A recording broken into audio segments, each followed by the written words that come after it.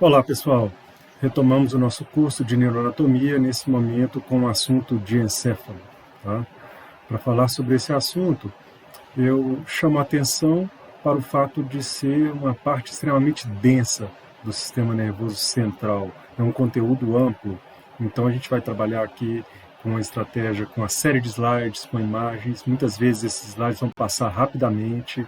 Eu vou falar, às vezes, de forma mais rápida também, tá? Para que a gente tente tornar esse material um pouco mais sintetizado, mais fácil de ser assimilado, né, um pouco mais curto, tendo em vista que você pode retornar ao seu vídeo a qualquer momento e buscar compreender em mais detalhe aquilo que não ficou tão claro no primeiro momento. Tá? Também chama atenção para o fato de que, além da videoaula, vocês trabalham simultaneamente com exercícios com gabarito, com vídeo de monitoria, que auxilia muito com a questão macroscópica para a compreensão do que a gente está discutindo aqui. Tudo que está sendo discutido aqui está baseado no livro de Neuroanatomia Funcional, do professor Ângelo Machado, tá? Com base nos capítulos 6, 22 e 23, que também podem ser acompanhados em outros livros de neuroanatomia. Tá bom? Então, para a gente dar início, né, ao conteúdo de hoje, o diencéfalo propriamente dito, tá? A gente começa mostrando o que é esse diencéfalo, seus limites, suas porções. Tá? Isso é visto na macroscopia, mas aqui a gente já pode chamar atenção para o fato desta região central do cérebro, tá, ser classificada como diencéfalo e envolvida por todo o telencéfalo. Então o diencéfalo juntamente com o telencéfalo formam o que nós conhecemos como cérebro.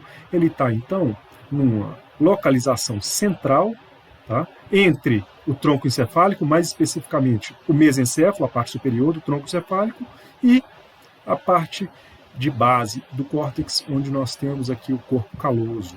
Tá? Então o diencéfalo está entre essas regiões no cérebro. Então ele está sendo limitado aqui pelo mesencéfalo, né, e superiormente ele termina, né, ao nível do fórnix, né, e que para cima do fórnix a gente já vai ter parte inferior, parte de base de cérebro. Destacamos que o diencéfalo compreende as estruturas que estão em volta deste espaço central que está sendo projetado aqui na imagem encefálica, e esse espaço é o terceiro ventrículo. Então o terceiro ventrículo é uma cavidade que existe entre as estruturas do diencéfalo. Tá? O terceiro ventrículo ele se comunica com o quarto ventrículo através do aqueduto cerebral, nós vimos isso na aula de tronco encefálico, e esse terceiro ventrículo ainda se comunica com outros dois, né, os ventrículos laterais, que podem ser vistos aqui na imagem, com seu corno anterior, posterior e inferior de cada lado. Se a gente observar numa vista anterior como funcionam esses ventrículos, né, aqui a gente tem o terceiro, aqui embaixo o quarto, o aqueduto ligando os dois. E aqui uma ligação entre o terceiro e os ventrículos laterais. É o forame interventricular que faz essa ligação. E aí, de cada lado, nós temos, né, os ventrículos laterais. Então, hoje a gente está falando do diencéfalo, ou seja, as estruturas que vão envolver, que vão formar as paredes deste terceiro ventrículo. Começamos a falar do hipotálamo. Primeiro, que imagem é essa? O que a gente está enxergando aqui? A gente está com uma vista, né, lateral, na verdade é uma vista medial, tá? A gente está vendo, né, medialmente o que nós temos no nosso cérebro. E nessa vista medial, aqui a parte central, é onde nós temos todo o diencéfalo. O diencéfalo, ele possui 4 partes, que são o tálamo, o hipotálamo, o epitálamo e o subtálamo. Tá? A gente vai falar de cada uma delas, começando pelo hipotálamo. O hipotálamo é a parte inferior, então eu vou circundar ele com o mouse aqui, para vocês entenderem onde ele está acontecendo. Ele é essa estrutura aqui. Tá? Então, o hipotálamo compreende a parte inferior do diencéfalo, sendo separada do tálamo por um sulco extremamente importante chamado de sulco hipotalâmico, tá? Que vai desde o forame interventricular, que vai ligar o terceiro ventrículo nesta região com os ventrículos laterais. E além disso, aqui no hipotálamo nós destacamos as estruturas que vão formar tanto sua parede anterior, que é a lâmina terminal, quanto o seu assoalho, a sua parte inferior, né, com um conjunto de estruturas que vamos destacar. Dentre elas, primeiro, anteriormente o quiasma óptico, depois a gente destaca a região de tubercinéreo, que se projeta em forma de funil, formando o infundíbulo. O infundíbulo é onde vai se prender a haste para a glândula hipófise. Tá? E nós temos aí, posteriormente, a região de tubercinéreo, o corpo mamilar. Então essas são as estruturas que nós destacamos principalmente dentro do hipotálamo, que, volto a dizer, é separado do tálamo pelo sulco hipotalâmico. Então o hipotálamo, vamos entender um pouco sobre essa estrutura aqui, é bem pequena fisicamente, se a gente observar estruturalmente, ele representa apenas 0,3% do encéfalo, é muito pouco. Só que a funcionalidade dele é enorme, é total, ele é multifuncional, tá? Ele funciona para a questão motivacional, autonômica, límbica, endócrina. A gente vai falar de cada uma delas, mas aqui cabe destacar que todas elas em conjunto vão ser necessárias para a nossa homeostasia, para o equilíbrio corporal.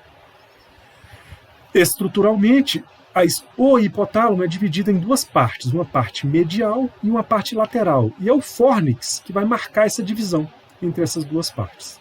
Tá bom?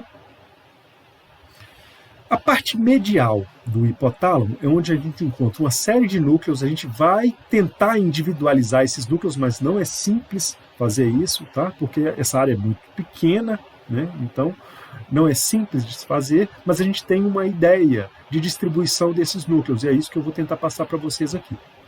Já na área lateral, o que nós temos de destaque? Centro da sede e da fome, vou falar deles, né?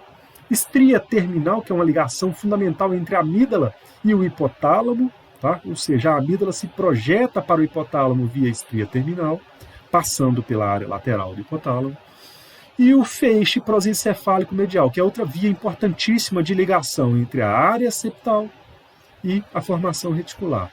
Essas estruturas elas têm uma relação muito importante com o que nós conhecemos como o nosso sistema emocional e mesolímbico. Então a gente vai falar numa aula de emoções e memória bastante sobre essas estruturas.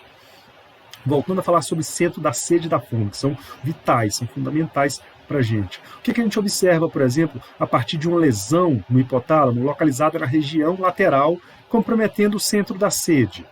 O paciente vai apresentar uma condição de desidratação, ou seja, ele não vai ter sede, ele não vai beber o líquido, ele vai se tornar desidratado. Se a lesão acontece no centro da fome, ele vai perder a fome, ele vai se tornar anoréxico, tá certo? Então, são áreas que controlam essas determinadas funções. Então, o que nós temos aqui em imagem? De novo, né, vista medial, a gente fez um corte sagital mediano, separou em duas partes e está vendo a vista medial. É isso que a gente está vendo também nessa imagem, tá? Agora, nós temos aqui em amarelo todos os núcleos que estão localizados na região então, medial, e a região medial é separada por este grande feixe, que é o fórnix, que separa estruturas mediais em amarelo do que está em vermelho aqui, lá no fundo, que é a parte lateral, né, para cada lado, né, do diencéfalo. Então, nós temos essa distribuição com destaque aqui para um núcleo, que é o núcleo ventromedial, com o papel de centro da saciedade. A gente acabou de falar que o centro da fome e o centro da sede estão na parte lateral, estão no hipotálamo lateral, já o centro da saciedade está em um núcleo, que é o núcleo ventromedial, localizado no hipotálamo medial. Tá? É interessantíssimo a gente saber que esse núcleo pode ser trabalhado e existem inúmeras pesquisas, porque o dia que a gente conseguir, ou seja, a empresa que conseguir, né, descobrir exatamente como trabalhar uma droga específica sobre esse núcleo, sobre a ação desse núcleo de saciedade, ou seja, estimular a nossa saciedade, a gente vai conseguir o controle de peso tão sonhado aí pela indústria farmacêutica. Joia? Mais do que isso, né?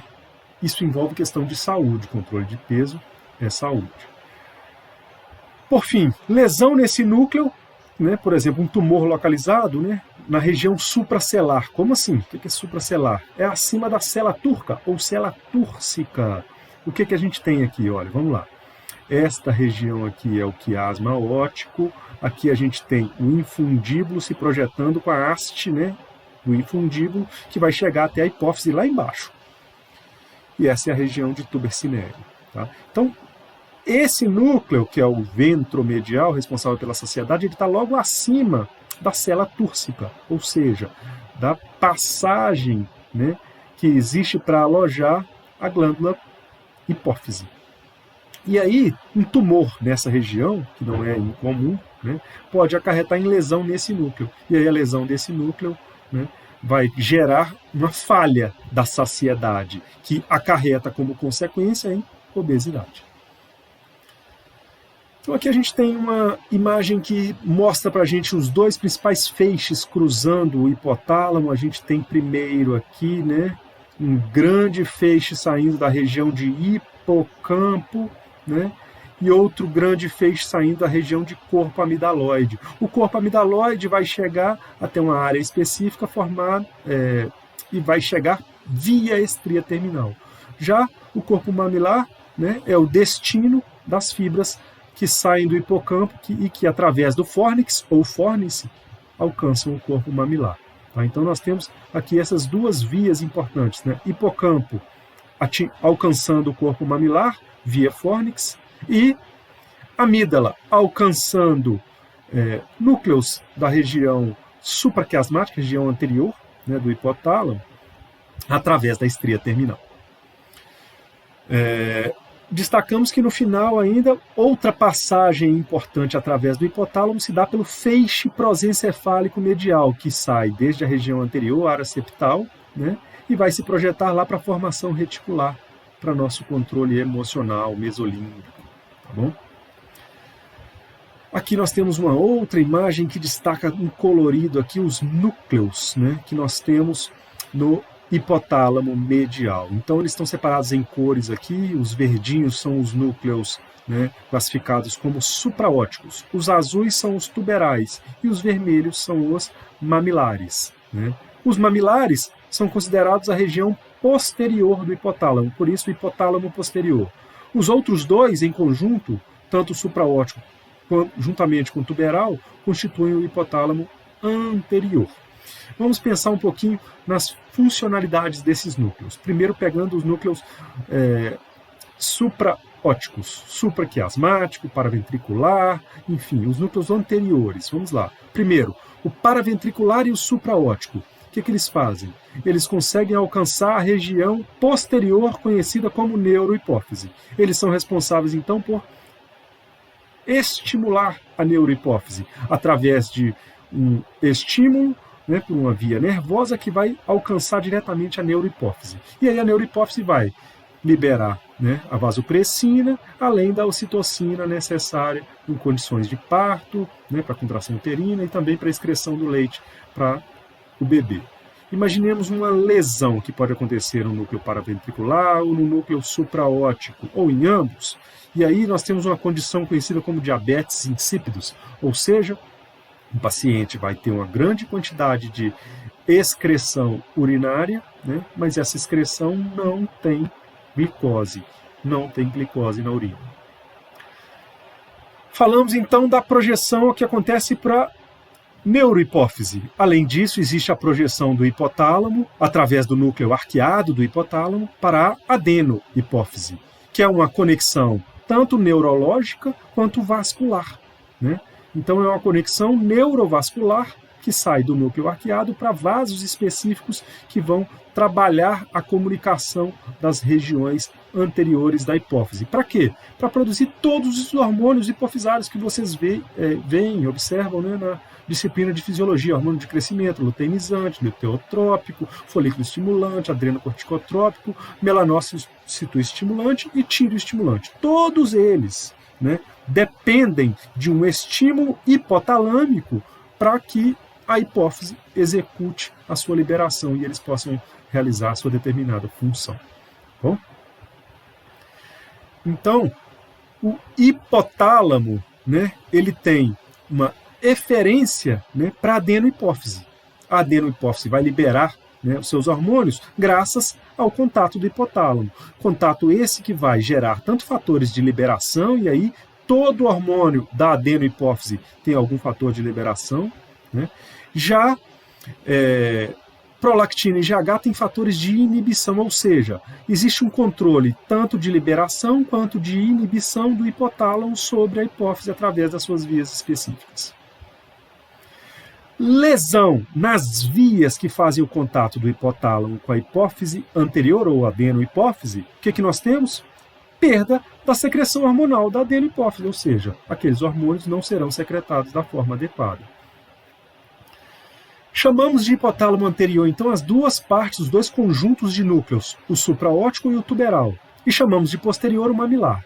E podemos comparar bem a funcionalidade da região anterior com a posterior, isso graças à avaliação de pacientes que tiveram tumores anteriores, né, no hipotálamo ou posteriores e relataram, né, esses sintomas, tiveram essas alterações, foi assim que a gente conseguiu entender melhor essa funcionalidade também.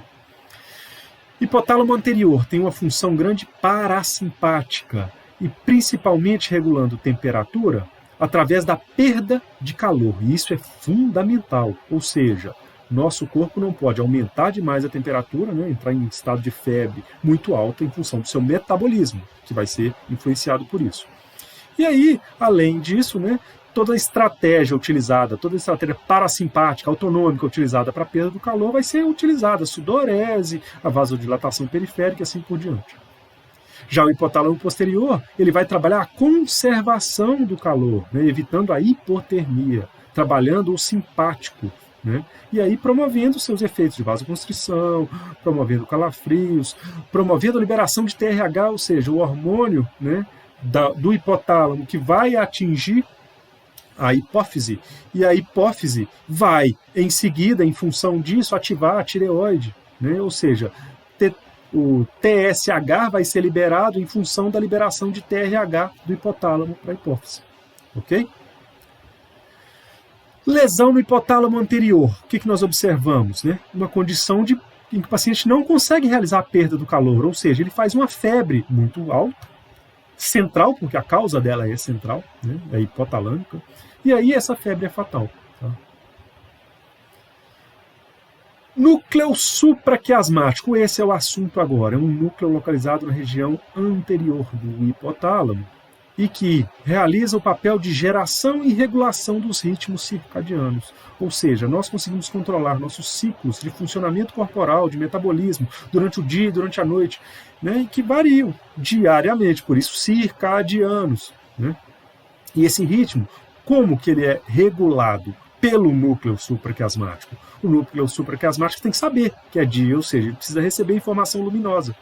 E a informação luminosa chega para ele, e aí ele vai exercer o seu papel, que é uma via longa, é uma via que vai chegar até a região inferior de tronco encefálico, vai chegar até a medula para trabalhar ainda informações autonômicas. E essas informações autonômicas vão chegar até a glândula pineal que está lá atrás no epitálamo, para exercer esse controle através da melatonina. Mas o grande disparador, o início dessa história está aqui, é o núcleo supraquiasmático.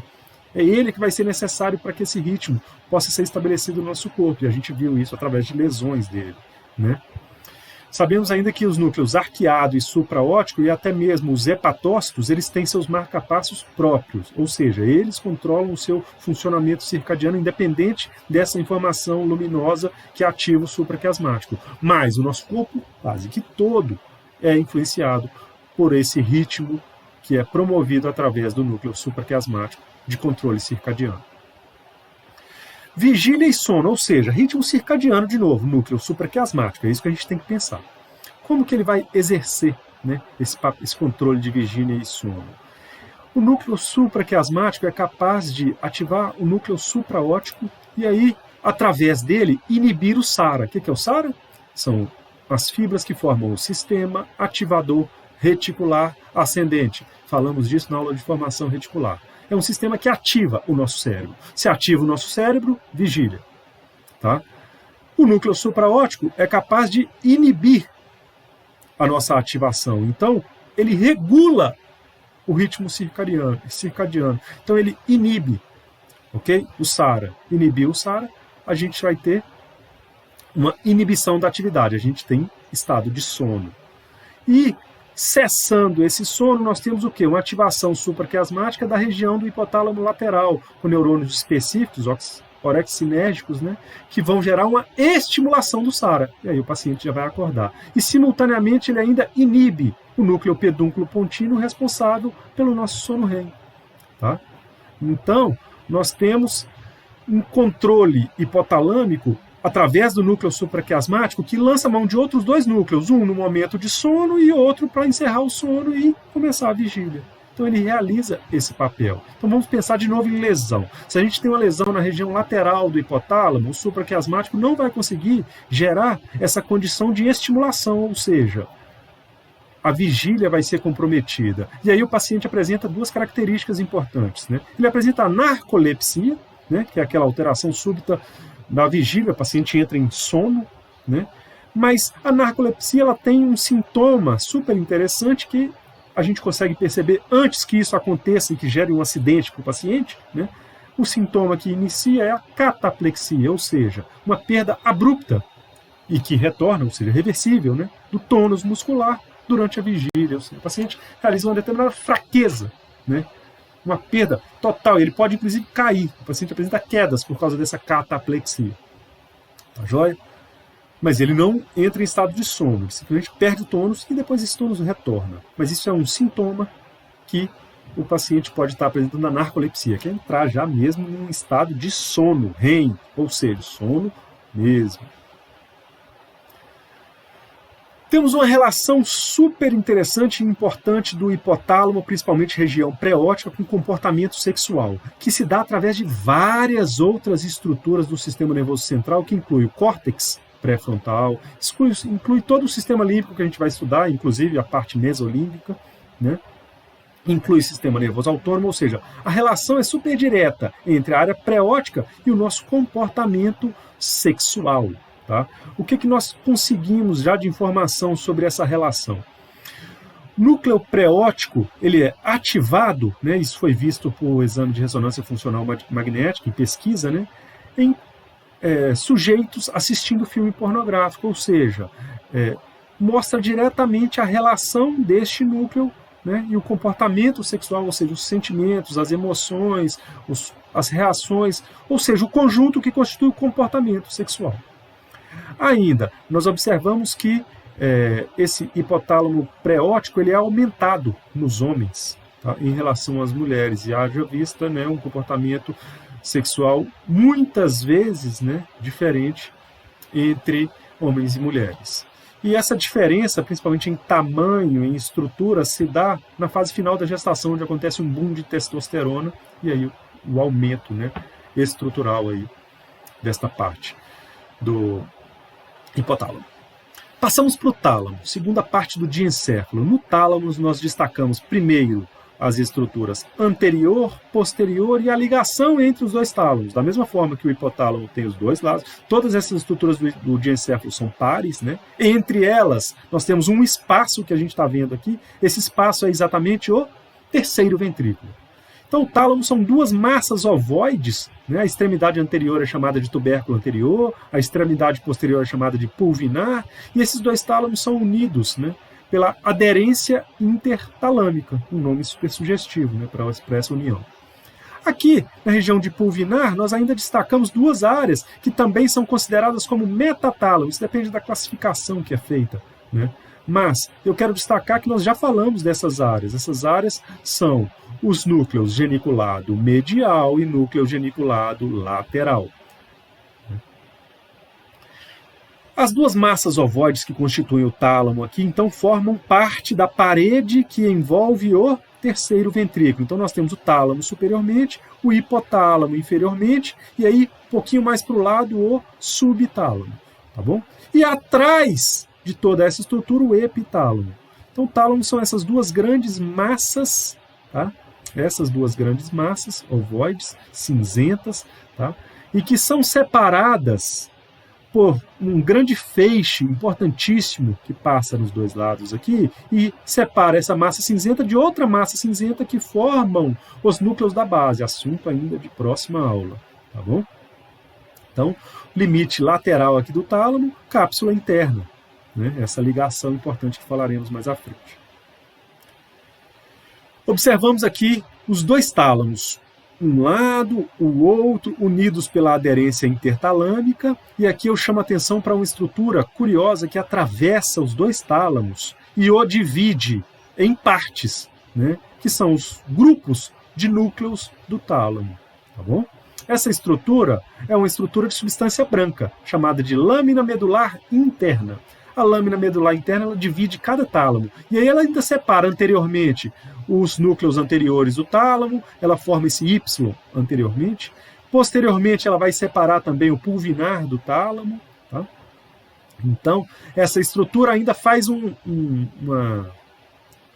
trajeto interessante em que ela se dobra lateralmente e aí ela constitui o que nós chamamos de extrato zonal, e esse extrato zonal continua revestindo, né, o tálamo lateralmente com a lâmina medular externa. Então, internamente nós temos a lâmina medular interna e aí ele sai, dá a volta e reveste lateralmente como lâmina medular externa. Essa estrutura vai fazer exatamente esse trajeto, né? E aí separa o tálamo em diversas partes. O que vocês estão vendo aqui é um tálamo, né, com todas as suas divisões, ou seja, os seus grupos nucleares. Tá? E aí vocês depois podem dar pausa, ver cada um separadamente. Aqui eu passo só para a gente ter uma noção bem rápida, mostrando o que são os núcleos do grupo anterior, os núcleos do grupo posterior, né, os núcleos do grupo lateral, os núcleos do grupo medial, tá? E ainda temos um grupo mediano, que vai passar pela aderência intertalâmica, tá bom? Então, todos esses grupos serão abordados aqui. Vamos lá. Primeiro, na região anterior, os núcleos anteriores do tálamo. O que acontece com eles? Como que eles trabalham? Eles trabalham a partir de informações que vêm dos núcleos mamilares, dos corpos mamilares, que mandam uma informação para essa região anterior do tálamo, e o tálamo repassa essa informação para o giro do cíngulo, o circuito de Papez relacionado com a memória, ou seja, eles fazem parte do nosso circuito de memória. Os núcleos do grupo posterior, o que nós temos? Nós já falamos, né, de alguns deles. Vamos começar com o pulvinar. O pulvinar nós não falamos ainda. O pulvinar é uma região que recebe, né, informação, ou seja, tem aferência que vem dos giros angular e supramarginal do córtex, e essa aferência vai ser devolvida para essa mesma área. Ou seja, ele tem um papel associativo, ele faz um looping de informação, ele recebe informação de uma área e devolve para essa mesma área. Para quê? Exatamente para trabalhar essa informação. Isso é chamado de, essa região do cérebro é chamada de córtex associativo temporoparietal, é a região que ele está localizado. E relacionado com a nossa linguagem. Tá? Quando falarmos de córtex, voltaremos a falar dessa área. Núcleo geniculado, medial e lateral. Esse nós já falamos bastante, né, em aula anterior. O medial está relacionado com a audição, ou seja, recebe informação de lemenisco lateral, colículo inferior, e aí essa informação vai para o córtex auditivo. O lateral está relacionado com visão, recebe informação visual da retina e leva essa informação para o córtex visual. Grupos da região lateral, o grupo lateral do tálamo. O que nós temos? Vamos pensar aqui na região anterior primeiro, são chamados núcleo ventral anterior, depois núcleo ventral lateral, tá? Que também é chamado de ventral intermédio. O que nós temos de funcionalidade ali? Ventral anterior recebe informação de globo pálido e volta para o córtex motor. Ventral lateral recebe também informação do globo pálido, além do cerebelo, e também retorna para o córtex motor. Ou seja, núcleos da base e cerebelo se conectam através do tálamo com o córtex motor. Para quê? Para exercer o papel dos núcleos da base em motricidade, que envolve controle de motricidade, qualidade de movimento. A via cerebelo-tálamo-cortical é exatamente a via que vai exercer esse papel de controle de refinamento a partir do cerebelo para que o movimento aconteça da forma adequada. E núcleos da base trabalham também com outra forma de refinamento do movimento. Posteriormente a eles nós temos o ventral posterolateral e o ventral, o ventral intermédio está aqui. Aqui nós temos o ventral posterolateral e aqui nós temos o ventral posteromedial. Imagine aqui um bonequinho em que a gente tem nesse momento aqui a cabeça e aqui o nosso corpo. Tá? O bonequinho está nessa posição.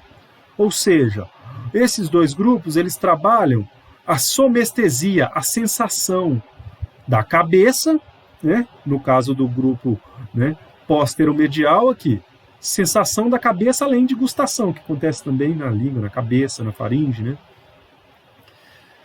Esse é o papel desse núcleo, então, ligar quem traz essa informação, que é o nervo trigêmeo, né? Desculpa, não só o nervo trigêmeo, mas o lemenisco trigeminal que vai carregar a informação do trigêmeo até o tálamo. Tá? E aí essa informação chega no núcleo ventral póstero-medial e aí vai ser distribuída para a área específica do córtex relacionada com a cabeça. Já esse que está mais abaixo está relacionado com o nosso corpo, ou seja, informações de lemenisco medial e espinhal. O que é lemenisco medial e espinhal? Lemenisco medial é grácil cuneiforme, lemenisco espinhal é trato espinotalâmico anterior mais trato espinotalâmico lateral. São todas as sensações do nosso corpo que vão para áreas específicas do córtex, passando por este núcleo do tálamo. Então o tálamo é um grande relé sensitivo. Ele recebe a informação sensitiva, trabalha essa informação e repassa para uma área específica do córtex. Aqui nós temos ainda núcleo reticular. O núcleo reticular é uma rede, né, por isso reticular, muito diferente dos outros núcleos que a gente viu. Ele utiliza um transmissor diferente, ele utiliza GABA, que tem papel inibitório, ao invés do glutamato, que é excitatório, os outros quase todos usam. Tá? E ele se conecta com os outros núcleos, ou seja, ele é um núcleo que interfere nos outros núcleos. Então o papel dele é modular, é influenciar na ação dos outros, ele não tem uma ação específica, e sim influenciar na ação dos outros. Tá joia? Aqui nós temos o grupo medial. No grupo medial, né, nós temos núcleos intralaminares, né, dentro dessa lâmina medular interna, e aí no núcleo intralaminar, ele recebe informação da formação reticular e devolve isso para o cérebro. Isso é a ativação cortical. Esse é o papel do SARA, passando através do tálamo, via núcleo intralaminar. Núcleo dorsomedial. Esse dorsomedial é um núcleo que recebe informação tanto do hipotálamo, quanto da amígdala, quanto da área pré-frontal, ou seja, uma informação emocional e que controla o nosso comportamento, porque o tálamo vai se ligar à área pré-frontal, que é fundamental para o nosso controle de comportamento, conforme abordaremos na aula de córtex. Por fim, grupo mediano, aquele grupo que está dentro da aderência intertalâmica. Né? O que esse grupo mediano faz? Ele se conecta, né, com o hipotálamo para realizar funções viscerais, já que o hipotálamo é o nosso maior controlador visceral. Falamos que ele a grande função dele é a homeostasia, o controle corporal, através de funções viscerais autonômicas. E o tálamo influencia nisso, se conectando com neurônios do grupo mediano, através, né, dessas conexões que fazem com o hipotálamo para esse controle. Então nós temos todos esses núcleos alojados nesta estrutura ovoide que é o tálamo, tudo isso aqui é o tálamo, sendo separado pela cápsula interna dos núcleos da base. Então tudo isso aqui é o tálamo, isso aqui é uma vista superior, um corte horizontal, secção transversa, tá? Então a gente está vendo aqui todo o cérebro, região anterior, região posterior, e aqui a gente tem o tálamo, com toda a sua divisão de grupos de núcleos. Destacamos que tálamo e córtex têm relação super íntima. O tálamo se liga ao córtex e essa relação acontece de forma recíproca, ou seja, a gente tem vias que seguem indo e vindo, aferências e eferências. E essa relação acontece principalmente graças a radiações do tálamo, que vão passar também pela perna anterior, ramo anterior da cápsula interna e ramo posterior da cápsula interna. Ou seja, essas radiações vão acompanhar aqui a cápsula interna. Nós temos aqui dentro o tálamo, né, com as radiações talâmicas, e lateralmente a cápsula interna passando aqui em volta do tálamo.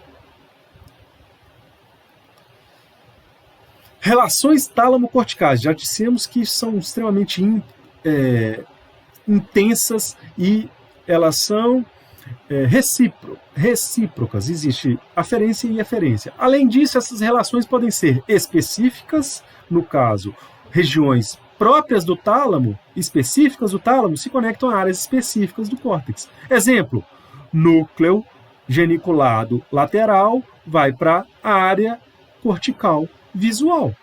Núcleo geniculado medial vai para a área cortical auditiva. E assim por diante. Todas aquelas funções que a gente falou de cada núcleo, com sua área específica. Mas nem todos os núcleos do tálamo são específicos. Alguns são inespecíficos. Por exemplo, os núcleos intralaminares, responsáveis por receberem informação do SARA para se ligar ao córtex, né? Esses núcleos têm diversas aferências e eles vão ativar qual parte do córtex? O córtex inteiro. É uma ativação inespecífica a partir desses núcleos. Correlações anatomoclínicas, ou seja, lesão do tálamo, geralmente, né, por lesão vascular, já que ele é uma estrutura extremamente interna e um trauma que afeta o tálamo, na verdade vai ocasionar a morte, tá bom? Então ele está muito central, assim como o hipotálamo, a lesão tem que ser geralmente vascular. Pode ser também tumoral, tá? Também acontece por questão tumoral. Nós temos um quadro chamado de dor central, porque o tálamo, como vocês viram na maior parte das funções, ele tem um papel muito grande de um relé sensitivo.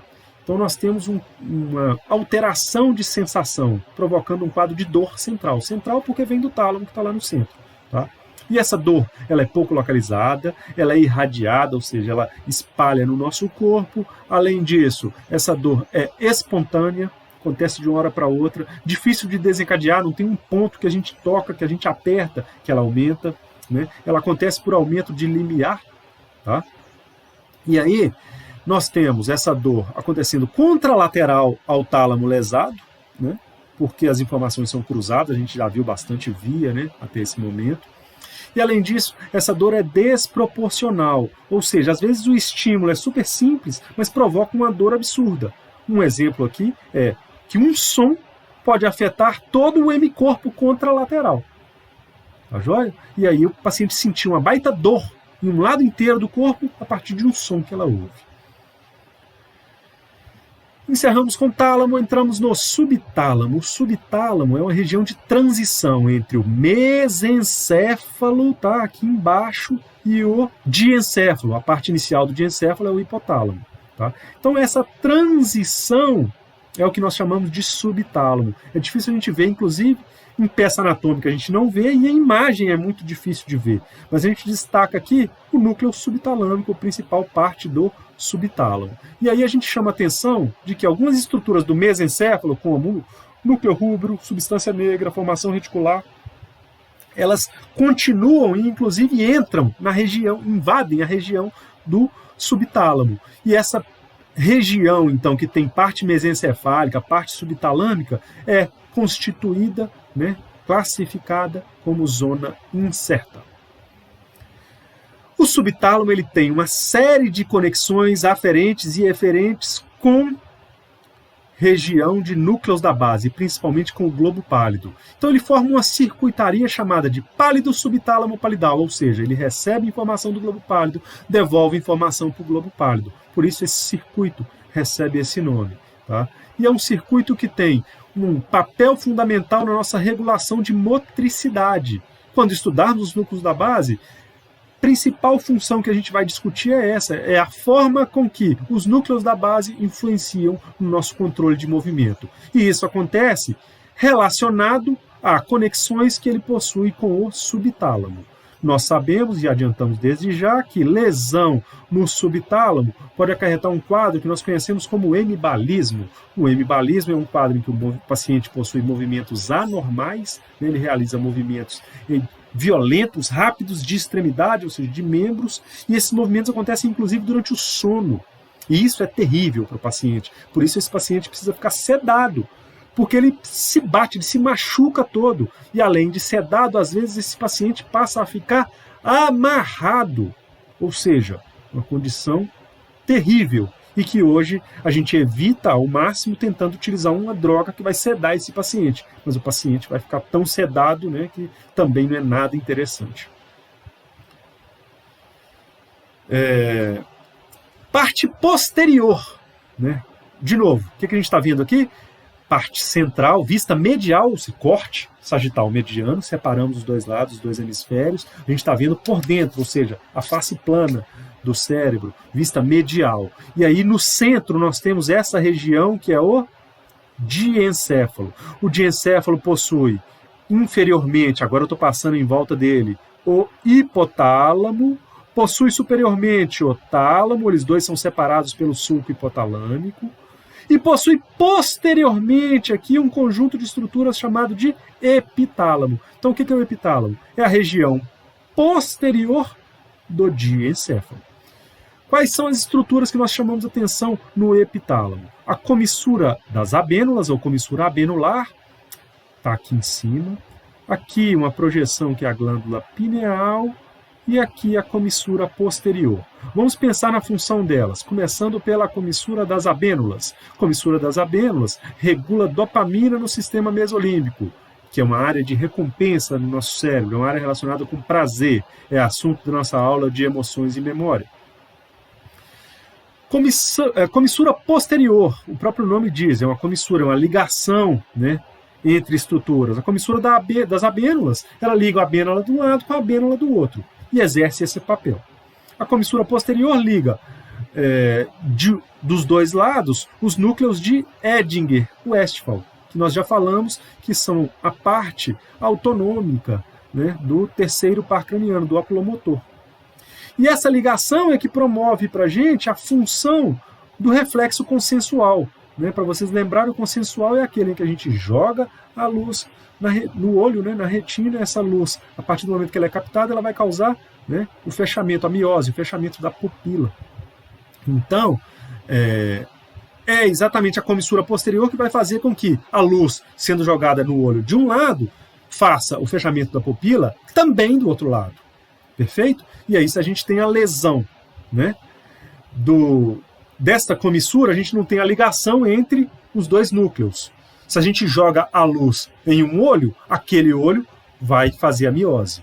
Mas o outro não. Por quê? Porque a ligação não está funcionando. Ou seja, a lesão abole o reflexo consensual, mas o reflexo fotomotor direto continua funcionando. A luz sobre aquele olho ainda tem efeito. Tá joia? Aqui nós temos então a região das abênulas, né? E aí as abênulas com suas conexões amplas de aferência e eferência, tá? Mostrando o que elas vão fazer de conexão para realizar o seu papel de controle mesolímbico. Tá? E o grande destaque fica na região do epitálamo para a glândula pineal, que é uma glândula que possui suas principais células, são os pinealócitos, que secretam a melatonina. Tá joia? Além disso, existem concreções calcárias, então uma imagem de raio-x da glândula pineal mostra diversos pontinhos, né, visíveis, que são essas concreções. É uma região super vascularizada, ela só perde para o rim, ou seja, a vascularização da pineal é enorme exatamente porque o papel dela se dá através da vascularização. E aí, essa região entre a pineal e os vasos, ela não tem a barreira hematoencefálica, ou seja, existe uma passagem grande do que a pineal produz, que é a melatonina, para dentro dos vasos, para que eles possam ser distribuídos para o corpo. Então, por isso, uma irrigação tão grande para essa região, que é inervada pelo nervo simpático. A glândula pineal, ela funciona, né, a partir do núcleo supraquiasmático, nós já falamos isso. O supraquiasmático, ela recebe a aferência de luz, né, do olho, da retina, e aí a partir desse momento ele vai, via simpática, chegar lá na pineal e vai promover a síntese de melatonina pelos pinealócitos. Tá?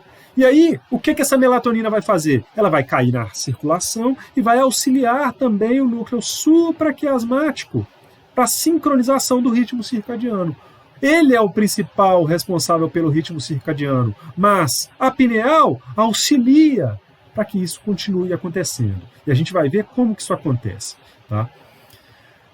No caso, então, a glândula pineal, com suas células, os pinealócitos, ela aumenta a secreção de melatonina em condição de falta de luz, no escuro, inclusive na cegueira.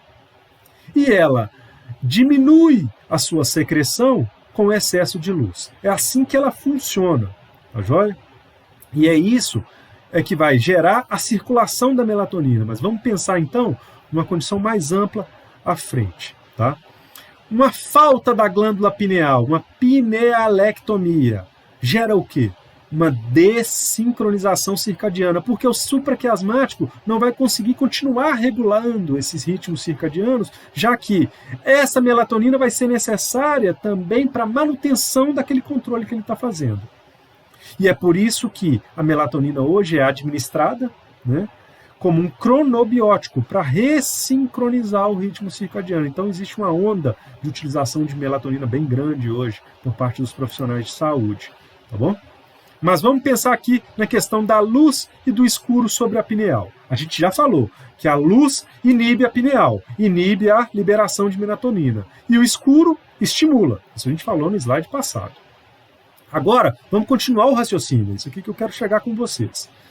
A pineal, ela é também capaz de inibir as gônadas, ou seja, uma segunda função dela. Agora aqui a gente já não está falando de ritmo circadiano. A gente está falando da ação antigonadotrópica da pineal, ou seja, a pineal inibe a gônada. Como que ela inibe? Quando ela está sendo ativada, ou seja, a partir do escuro. E, a partir da luz, ela cessa essa inibição. Tá? Inibição é essa que atravessa, via, né? É através do hipotálamo, através de conexões hipotalâmicas. Mas o papel de controle da gônada se dá através, então, da pineal. Então, se a luz inibe a pineal e a pineal inibe a gônada, quando você retira a inibição que a pineal faz, ou seja, quando você inibe a pineal, é a mesma coisa que você estimular a gônada. Ou seja, a luz estimula a gônada, o escuro inibe. Perfeito? Esse é o raciocínio. E aí, eu quero então que vocês também cheguem à conclusão de que a pineal, quando não está apta a funcionar, a partir de uma lesão, né, a partir da sua retirada, por exemplo, a pinealectomia por um tumor, né, ela pode gerar uma condição de uma puberdade precoce. Por quê? Porque sem a pineal não tem inibição da gônada. A gônada vai funcionar, as gônadas, né, vão funcionar, né, em maior quantidade, ou seja, puberdade precoce. Pineal, além disso, ainda regula a glicemia, né? Ela inibe a secreção de insulina para essa regulação de glicemia acontecer. Ela regula a apoptose celular, isso aqui é super curioso, porque essa regulação de apoptose, ela acontece retardando a involução normal do timo, por exemplo. Porém, numa condição de câncer, ela já aumenta essa apoptose, ou seja, ela tem um papel de retardar quando é necessário e tem um papel de aumentar a apoptose também quando é necessário. Ela tem uma ação antioxidante interessante, tá? É mais potente, inclusive, que as vitaminas A, C e E. Então, o papel antioxidante da pineal merece destaque. E, por fim, ela é importante para o nosso sistema imunitário. Ela aumenta a resposta imunitária em várias estruturas, como o baço, o timo, a medula óssea, macrófago, neutrófilo, célula T, e ainda atua em processo inflamatório, ou seja, tem uma resposta extremamente ampla imunitária, né, que pode ser observada em de várias formas. Tá bom? Esse é o assunto, então, que a gente tem com o diencéfalo. Tá? Sei que é bastante conteúdo, espero que vocês tenham aproveitado, tenham gostado e que possam buscar compreender o conteúdo assistindo no segundo momento, se for necessário, pausando, né? Mas que vocês possam agora, a partir desse conteúdo, entender um pouco mais sobre o conjunto de estruturas dessa área tão pequena, mas tão importante e com funcionalidade tão diversa. Tá joia? Obrigado e até uma próxima.